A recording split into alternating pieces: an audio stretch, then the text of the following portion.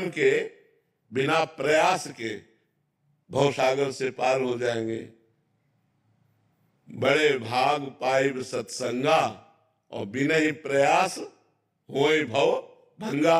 प्रयास नहीं करना पड़ेगा, लिफ्ट में प्रयास नहीं करना पड़ता, और लिफ्ट में पता नहीं चलता हम किस फ्लोर में आगे, अगर नंबर ना देखो तो नहीं ना, वो चल रही पर पता नहीं चलता चल रही कि नहीं चल रही, वो तो नंबर से पता चलता है कितने फ्लोर क्रॉस कर गए, और हमारा जो लक्ष्य है जो फ्लोर का, उस फ्लोर के पास हम पहुंच रहे हैं। ये कृपा का मार्ग है।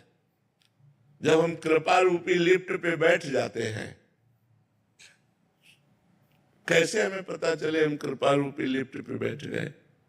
पता तो चलना चाहिए कि हम लिफ्ट वाले साधक हैं या सीढ़ी वाले साधक हैं, जिसके अंदर एक भरोसा है कि प्रभु मैं कुछ भी करूं वो आपकी प्राप्ति के लिए पर्याप्त नहीं है, आपकी कृपा से ही आपकी प्राप्ति होगी।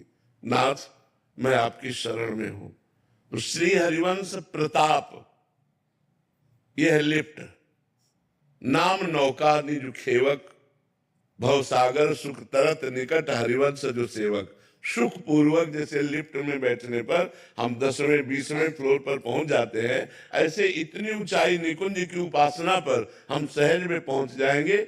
आचार्य चरणों का प्रताप रूपी नौका है, और उस नौका पे बैठने वाले की पहचान कौन है? जो निरंतर नाम जप कर रहा है। नाम नौका, निरंतर नाम जप कर रहा है तो आप लिफ्ट में बैठे हो। और कोई साधन से हमारा बल नहीं है, बस भगवान का स्मरण कर रहे हैं और उनके भरोसे पे पड़े हैं। नाम नौका और निज खेवक, स्वयं गुरु कर्णधार है, स्वयं आचार्य जो है इस नौका को चलाने वाले हैं, इस लिफ्ट को चलाने वाले हैं, और वो सहज में निकुंज रूपी फ्लोर पे खुल जाएगा। परेशानी की कोई जरूरत नहीं। नाम बाणी जहां श्याम श्यामा तहां, नाम बाणी सुनत श्याम श्यामा सुबस, नाम बाणी निकट श्याम श्यामा प्रगट। हम खूब नाम जप करें, और वाणी जी का गायन करें, और भरोसा लाडली जी के गोरे चरणारविंद का रखे, यही लिफ्ट पे बैठना है, हम पहुंच जाएंगे। सीढ़ियों पे चढ़ना तो बहुत कठिन है, सबसे ऊंचाई की उपासना है, हमारी सामर्थ्य नहीं कि हम सीढ़ियों पर चढ़ पावे। तो कृपा रूपी लिफ्ट पे बैठ गए और चले गए। और बड़ी सूक्ष्म बात कही, कहा संप्रदाय नवधा भगत वेद सुरसरी नीर, ललिता सखी उपासना है सिंहिन को छीर। है सिंहिन को छीर रहा है कुंदन के बासन, कै बच्चा के पेट और घट करे विनाशन। ये जो सहचरी भाव की उपासना है, जिस उपासना में अपने लोगों को भगवान की कृपा से मार्ग मिला, इसको कह रहे हैं कि जैसे संप्रदाय नवधा भगति, जो संप्रदाय है नवधा भगति है, ये गंगा की धारा है, कोई भी गोता लगा लो। लेकिन बोले ललिता सखी उपासना है सिंहिन को छीर, ये सिंहिनी का दूध है, ये स्वर्ण के पात्र में रुकेगा या बच्चा के पेट में रुकेगा? तो स्वर्ण का पात्र तो ललिता विशाखा आदि सखियां हैं, बच्चा बनने में सुविधा है। आचार्य की शरण में हो गए तो बच्चा को लिफ्ट में खड़ा नहीं होना पड़ता, माँ की गोद में बैठ के जाता है। वो लिफ्ट का भी सहारा ले होता है, लिफ्ट का सहारा तो माँ लेती है, और वो माँ की गोद में होता है। कै बच्चा के पेट और घट करे विनाशन। यदि गुरु की शरण में हो, आचार्य की शरण में हो, और बच्चा हो, अभिमान नहीं है, तो आप पार हो गए, निकल गए। और अभिमान है तो फिर निकलना बड़ा कठिन है। यह अभिमान बड़ा सूक्ष्म है, भक्ति का भी अभिमान नहीं होना चाहिए, तभी दैन्य आएगा। और यही दरबार दीन को आदर रीति सदा चली आई। हमारे प्रभु के दरबार में दीन पियारे वेद पुकारे द्रोष श्री भगवाना।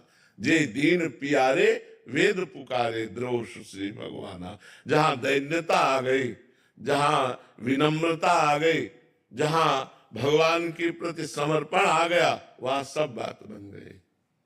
जयेश भाटी जी राजस्थान से।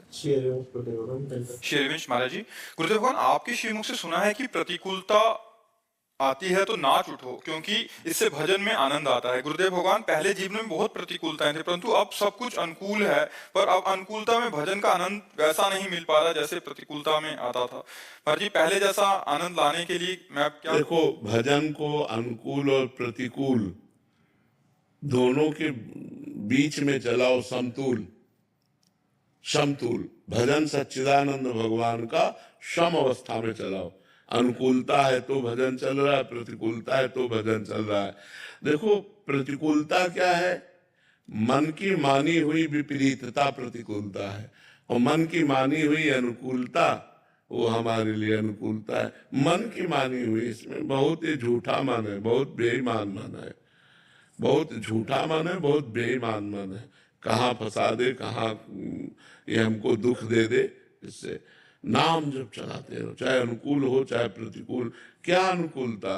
खान पान, रुपया पैसा, मकान, पुत्र पत्नी, ये क्या अनुकूलता है? एक झटके में सब छूट जाएगी। मृत्यु आया, शरीर छूटा, सब छूट गए, और कब मृत्यु आवे क्या भरोसा। तो इसे हम क्या अनुकूलता माने? अनुकूलता तो यह है कि हर समय हम भगवान के चरणों का चिंतन कर रहे, भगवान की लीला कथा सुन रहे, भगवान की सेवा में, ये बात ठीक है। ये है सम। संसार है विषम, संसार विषम है और भगवान है सम। तो जीत विषम संसार, संसार को जीत करके, जीतना का मतलब यही, दुख आया तो राधा राधा, सुख आया तो राधा राधा, मान है तो राधा राधा, अपमान है तो राधा राधा। तो हम जीत गए। और अगर हम मान में सुखी हो गए और अपमान में दुखी हो गए तो भगवान का भजन छूट जाएगा। भगवान का भजन छूट गया, इसलिए फिर हम हार जाएंगे। साक्षी शर्मा जी, मुंबई से। राधे राधे। राधे राधे महाराज जी। महाराज जी, मेरे अपनों से मेरा मोह खत्म होता जा रहा है धीरे धीरे, तो क्या मैं स्वार्थी हो रही हूँ? बड़ी कृपा है भगवान की, पर ये देखना होगा कि स्वार्थ की पूर्ति ना होने पर हमारे अंदर उनसे अपनापन खत्म हो रहा है, या भगवान के भजन के प्रभाव से खत्म हो रहा है। भगवान के भजन के तो बढ़िया है। भगवान के भजन के प्रभाव से अगर अपनापन खत्म हो रहा है तो उनसे प्यार ज्यादा बढ़ेगा, ये भी बात ध्यान रखो। लेकिन बाबा जी, परिवार को लगता है कि मैं स्वार्थी या अहंकारी हो गई हूँ। वो किसी को क्या लगे, इस पे क्या फर्क पड़ता है। हमारी बात को समझो। हम जो अभी शब्द बोले, मोह खत्म हो जाएगा लेकिन प्यार बढ़ जाएगा। अगर प्यार नहीं बढ़ रहा तो स्वार्थ का अभी खेल है, भजन का नहीं। क्योंकि जिन माता पिता को हम मोह से अपने माता पिता समझते थे, आज भजन के प्रभाव से हम उनको भगवान मानते हैं कि मेरे भगवान माता पिता के रूप में है, तो हम उनको और प्यार देंगे। अब हमारा मोह जनित प्यार नहीं रहा, अब हमारा भक्ति जनित प्यार रहा। ऐसा नहीं है कि हम रूखा व्यवहार करने लगे, हम कड़वा व्यवहार करने लगे। अगर हम रूखा और कड़वा व्यवहार करते तो स्वार्थ है। हंस बोले बहुमान दे, किसी से भी हो, भक्त बहुत प्यार का बर्ताव करता है क्योंकि सब में अपने भगवान को देखता है। यदि हमारा मोह नष्ट हो गया तो सब में भगवान का भावना आना चाहिए और सबको हमारा प्यार भरा व्यवहार मिलना चाहिए। कहीं भी नफरत, कठोरता, रुष्णता या जरा भी दुख भरे शब्द, ये सब नहीं होने चाहिए। अगर रूखा वचन बोल रहे, कड़वा वचन बोल रहे और किसी के प्रति झिड़क रहे, अभी भक्ति का रंग नहीं है। अभी भक्ति का रंग है कि जो हमें गाली दे उससे भी हम जी ऐसे भी तो यार हमने इसको गाली दिया और ये प्रेम से, वो आदमी अपने आप डाउन हो जाएगा, उससे उसका अपने आप भाव बदल जाएगा। भक्त वही जो दूसरे का भाव बदल दे। अपना भाव तो बदल ही जाता है, दूसरों का भी भाव बदल दे। मैथिली जी, डेनमार्क से। राधे राधे राधे महाराज जी। महाराज जी, मैं पिछले 1 साल से आपको सुन रही हूँ और आपसे प्रेरित होकर राधा नाम भी शुरू कर दिया है, लेकिन मेरा कोई इष्ट ना होने की वजह से सारे नाम प्यारे लगते हैं मुझे। क्या ये मेरी आध्यात्मिक उन्नति में बाधा बन सकता है? नहीं, प्रारंभ में सबकी साधना ऐसी ही होती है। जो नाम भगवान का सामने आया, रूप आया, वो सब प्रिय लगता है। आगे चलकर जब उन्नति होती है अध्यात्म में, तब फिर एक में रति हो जाती। प्रेम बहुत से नहीं होता, प्रेम एक से होता है। प्रेम गलियति सांकरी तामे दो न समाए। प्रेम में दो नहीं समा सकते, एक ही। तो एक से प्रेम हो जाता है। बस उसी का रूप, उसी का नाम, उसी के चिन्ह, और कुछ अच्छा नहीं लगता। तो जब तक अच्छा लगता है, हम उसे सरल भाषा में ऐसे बता सकते हैं कि जब तक लड़की का ब्याह नहीं होता तब तक वो सैकड़ों फोटो देख ले, कोई परेशानी नहीं है, नहीं ना। और ब्याह के बाद 2 फोटो रखना भी परेशानी की बात हो जाएगी।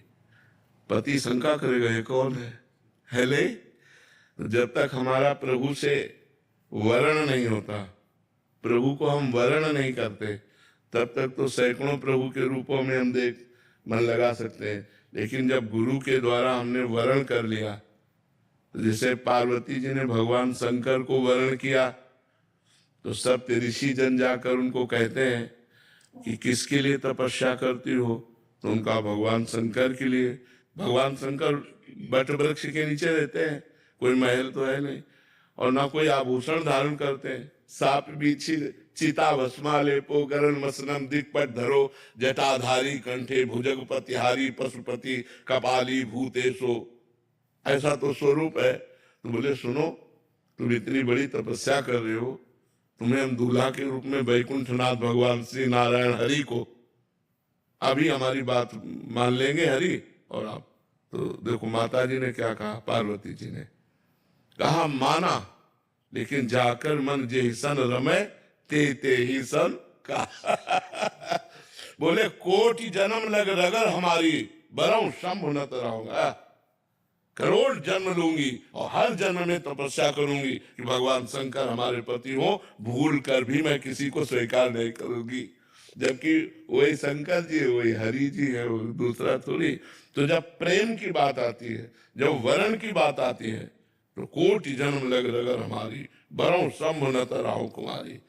हमारी जीभ कट जाए जो हम और कुछ बोले, हमारी आंख फूट जाए जो हम और कुछ देखे, हमारे कान फूट जाए जो और कुछ सुने।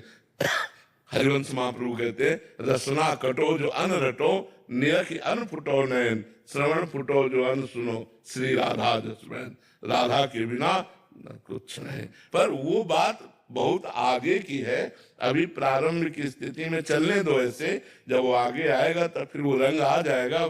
अब कक्षा 1 का लड़का पीएचडी की बात क्या समझे भाई, वो पढ़ते पढ़ते पीएचडी में पहुंचा है। अब कक्षा 1 क्लास का विद्यार्थी पीएचडी तो पहाड़ जैसी लगेगी उसको, लेकिन वही पढ़ते पढ़ते जब पहुंचेगा तो उसका एक विषय हो जाएगा। तो इसलिए हमें डरना नहीं है कि बहुत ऊंचाई की बात है, हम उसको धीरे धीरे उन्नति करें और अध्यात्म उन्नति के द्वारा हम वो स्थिति लावें। संदीप डबास दिल्ली से। राधे राधे महाराज। राधे राधे महाराज जी। महाराज जी, परसों मैं अपने मित्र के साथ गिरिराज जी की परिक्रमा कर रहा था। वहां मैंने देखा कि दंडवत परिक्रमा प्राय आर्थिक रूप से गरीब जने ही कर रहे थे, कमजोर जने ही कर रहे थे। मेरे मन में प्रश्न उठा कि अमीर बड़ी कृपा है उनके ऊपर जो गिरिराज जी